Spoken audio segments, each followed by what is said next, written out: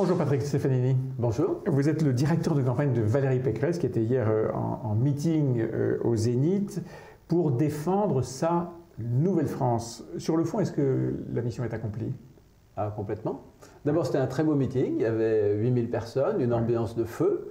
Les militants sont partis le cœur gonflé. Et on en a besoin dans une campagne présidentielle. C'est mieux, oui. Et Valérie a présenté ce projet. Tout le monde l'attendait sur sa vision. Ben voilà sa vision.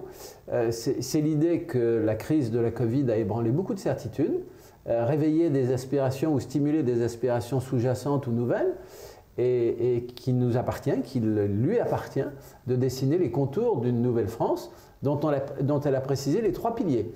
Protéger, parce qu'il y a beaucoup de choses à protéger. Oui. On ne fait pas du tout... La Nouvelle-France, ce n'est pas une France qui fait table rase du passé. On veut protéger notre identité, on veut protéger nos frontières, on veut protéger notre culture, notre patrimoine, et dans le patrimoine, la nature, donc l'environnement. L'écologie, oui. On veut reconstruire, parce que regardez à quoi ressemblent nos grands services publics aujourd'hui, Nicolas Bétou.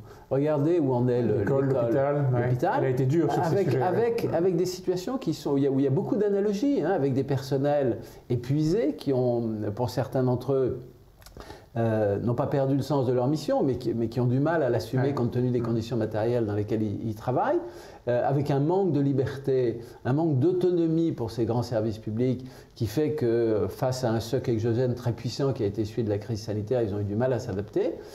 Il faut aussi reconstruire notre industrie. Et puis enfin, il faut réinventer le rapport au travail, il faut avoir une autre vision de la décentralisation, beaucoup plus puissante, et il faut réhabiliter la famille. Bon, tout ça est très construit, très argumenté, articulé.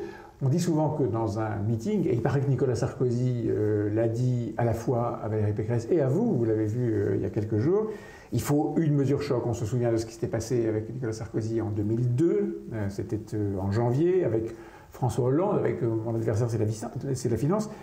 Est-ce qu'il y a eu une phrase choc, une mesure choc, quelque chose qui marque et qui articule cette fois-ci le débat autour de la candidate? Il y a eu plusieurs mesures nouvelles, le référendum d'initiative populaire, le RSA et les 15 heures. Moi, j'en choisirais une. Dans tout ce qu'a dit Valérie Pécresse, c'est une enfant de l'école française. C'est une enfant de l'école française. Elle a rappelé que son père était professeur. Elle s'est construite comme ça, par la réussite scolaire, HEC, l'ENA, enfin, etc. Et elle a dit, cette part de chance que j'ai eue dans ma vie, je veux la redonner à toute la population et je veux faire en sorte que chaque enfant de France ait sa chance. C'est quoi la France aujourd'hui, Nicolas Bétou? La France aujourd'hui, c'est la 7e puissance du monde. Nous étions, il y a encore quelques années, la 5e puissance du monde. Nous sommes aujourd'hui la 7e puissance du monde. Le monde est en train de changer. Il n'y a pas que la France qui change. Le monde est en train de changer. Quel est notre atout dans cette nouvelle mondialisation? Quel doit être notre atout? C'est l'intelligence, c'est la formation. Je comprends donc tous ces arguments, mais il n'y a pas la mesure choc. Est-ce que ça manque? Écoutez, le problème des mesures choc, c'est que après, il faut les mettre en œuvre. Et par ailleurs, le souvenir que j'ai gardé, par exemple, de la campagne présidentielle de Jacques Chirac, il n'y avait pas une mesure choc. Non, mais il y avait le symbole, la pomme, il y avait des choses. Il y avait des éléments sur lesquels on pouvait articuler un débat. Bon, ça n'est pas le cas, peut-être pas encore le cas. Vous parliez de la 7e puissance mondiale aujourd'hui. Dans cette phrase-là, lorsque Valérie Pécresse cite la France comme 7e puissance mondiale, elle déroule son argumentaire et elle dit non ni au grand déclassement ni au grand remplacement. Et ce mot grand remplacement, ces mots grand remplacement deviennent un objet de polémique. Est-ce que, comment dire, elle cède à la tentation Zemmour? Non, d'abord je crois qu'on lui, on lui fait dire exactement l'inverse de ce qu'elle a dit, puisqu'elle dit pas de fatalité ni au grand remplacement ni au grand déclassement. Ensuite, vous savez que le terme de grand remplacement, c'est un terme qui a été inventé dans les années 1990 par les experts de l'ONU qui s'intéressaient aux projections démographiques et qui se demandaient, c'est un problème qui est d'actualité aujourd'hui, notamment en Europe, comment on fait pour compenser le vieillissement de la population et comment on fait notamment pour maintenir la population active. Parce qu'il n'y a pas de croissance, il n'y a pas de maintien de la population active d'un pays. Et à l'époque, ces experts s'étaient intéressés à la question de savoir si le recours à l'immigration permettait de compenser le vieillissement de la population. Bon, aujourd'hui, ça n'est plus ça. Ça n'est plus une donnée économique, c'est un fantasme politique. Oui, Valérie Pécresse a clairement, j'allais dire, c'est quand même les deux à la fois. Elle a clairement pris ses distances avec le concept de grand remplacement tel qu'il est instrumentalisé aujourd'hui par exemple Marine Le Pen ou Éric Zemmour, et en même temps, elle a fait des propositions de politique familiale axées sur la relance de la natalité. C'est ça la vraie réponse au vieillissement de la société française. 8 fois, Valérie Pécresse a cité le nom d'Emmanuel Macron, et un nombre incalculable de fois, elle l'a visé directement dans ses critiques de son bilan. Les autres, jamais. Ni Éric Zemmour, ni Mélenchon, ni Marine Le Pen, ni personne n'a été cité que Emmanuel Macron. C'est son adversaire. Oui, et puis la réalité de cette élection présidentielle, c'est que, par exemple, Éric Zemmour, il n'a aucune chance en face d'Emmanuel Macron au second tour. Mais il faut être au second tour. Oui, il faut être au second tour. Viser Emmanuel Macron, c'est une stratégie de second tour, pas de premier tour. Non, on se bat pour être au second tour, mais on se bat pour affirmer le fait que la candidature de Valérie Pécresse est une candidature crédible, argumentée, solide, que c'est la seule qui pourra débattre sérieusement en face d'Emmanuel Macron au second tour. Voilà notre stratégie. Par rapport à une Marine Le Pen, vous voulez dire?